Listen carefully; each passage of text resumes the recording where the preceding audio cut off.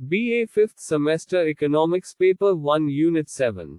Accumulation, Endogenous Growth, Intellectual Capital, Role of Learning, Education and Research, Explanations of Cross-Country Differentials in Economic Growth, Information Paradigm Stiglitz.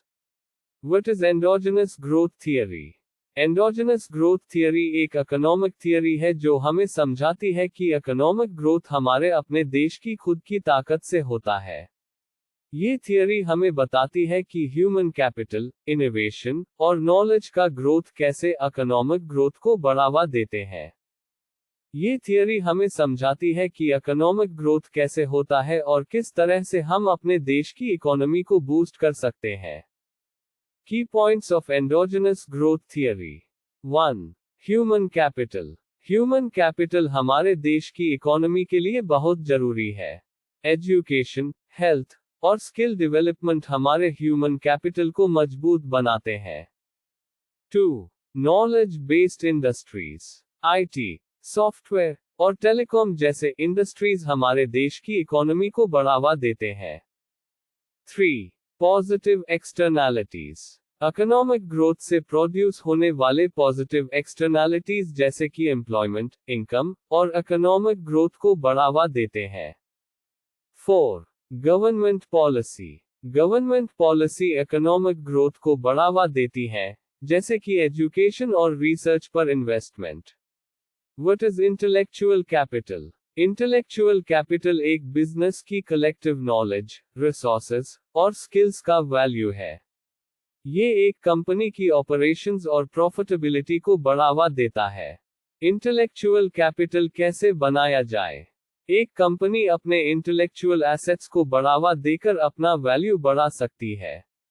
इसके लिए वे employ training और development पर investment कर सकते हैं, quality candidates को higher कर सकते हैं और नए प्रोसेसेस या नई टेक्नोलॉजी बना सकते हैं। इंटेलेक्चुअल कैपिटल क्यों जरूरी है? इंटेलेक्चुअल कैपिटल एक कंपनी को अपने रेवेन्यू बढ़ाने, नए मार्केट शेयर हासिल करने और दूसरे कंपनीज से अपने आप को सिक्योर करने में मदद करता है। Role of learning, education and research. Role of learning. 1. Knowledge बढ़ाओ। लर्निंग से नॉलेज बढ़ता है। 2. Skill development. लर्निंग से स्किल्स बढ़ती है। 3. Personal growth. लर्निंग से पर्सनल ग्रोथ होता है। Role of education. 1. प्रोडक्टिविटी बढ़ाओ। शिक्षा से प्रोडक्टिविटी बढ़ती है। 2. High income. एजुकेटेड वर्कर्स ज्यादा प्रोड्यूस करते हैं और हाई इनकम प्राप्त करते हैं। 3. Business expansion. एजुकेशन से बिजनेस और टेक्नोलॉजिकल ब्रेकथ्रूज बढ़ते हैं। 4. Social labour productivity. एजुकेशन से सोशल लेबर प्रोडक्टिविटी बढ़ती है। 5. Scientific discovery. एजुकेशन से साइंटिफिक डिस्कवरी का फैलाव जल्दी होता है। वर्ल्ड बैंक के अकॉर्डिंग एक साल की स्कूलिंग से इनकम 9% तक बढ़ सकती है। Role of research. 1. नए आइडियाज। रिसर्च से नए आइडियाज और इनोवेशंस आते हैं। 2. Problem solving. रिसर्च से प्रॉब्लम्स का सॉल्यूशन होता है। 3. प्रोग्रेस। रिसर्च से प्रोग्रेस और डेवलपमेंट होता है। लर्निंग, एजुकेशन और रिसर्च के बीच रिलेशन। 1. लर्निंग से एजुकेशन होती है। 2. एजुकेशन से रिसर्च होती है। 3. रिसर्च से नए आइडियाज और इनोवेशंस आते हैं। लर्निंग, एजुकेशन और रिसर्च एक दूसरे के साथ जुड़े हुए हैं। ये तीनों ही इकोनॉमिक ग्रोथ, सोशल डेवलपमेंट और पर्सनल ग्रोथ में इंपॉर्टेंट रोल प्ले करते हैं।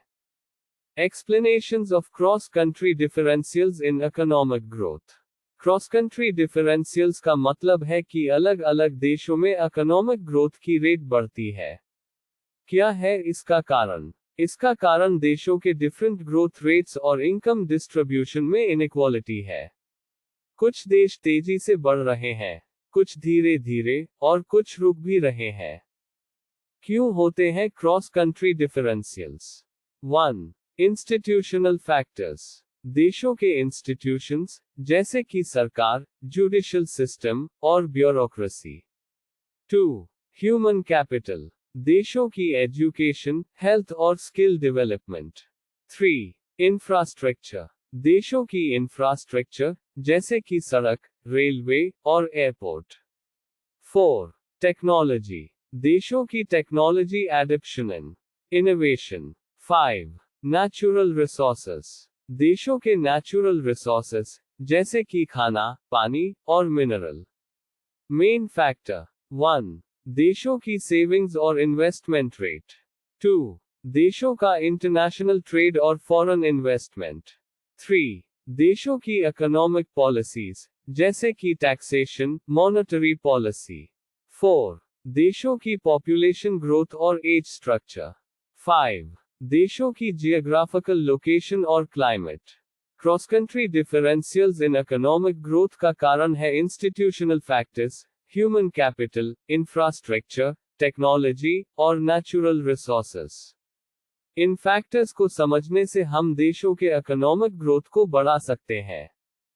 Information paradigm. Stiglitz, Joseph Stiglitz ने इकोनॉमिक्स में इंफॉर्मेशन का महत्व बताया। उनका कॉन्सेप्ट इंफॉर्मेशन पैराडाइम है। Main points. 1. Importance of information, information economics में जरूरी है। 2. इंफॉर्मेशन इम्बैलेंस, बायर और सेलर के बीच इंफॉर्मेशन का अंतर होता है। 3. मार्केट फेलियर, इंफॉर्मेशन इम्बैलेंस से मार्केट का बैलेंस बिगड़ता है। 4. गवर्नमेंट इंटरवेंशन, गवर्नमेंट को इंटरवीन करना चाहिए इंफॉर्मेशन को अवेलेबल करने के लिए। स्टिग्लिट्स प्रिंसिपल्स। 1. इंफॉर्मेशन पैराडाइम ने इकोनॉमिक्स को बदला। 2. इंफॉर्मेशन इम्बैलेंस को कम करना चाहिए। 3. गवर्नमेंट की पॉलिसीज इंफॉर्मेशन को अवेलेबल करने में मदद करती है। इंफॉर्मेशन पैराडाइम एक नया कॉन्सेप्ट है जो इकोनॉमिक्स में इंफॉर्मेशन का महत्व बताता है। स्टिग्लिट्स के कॉन्सेप्ट ने नोबेल प्राइज जीता और इकोनॉमिक्स को बदला।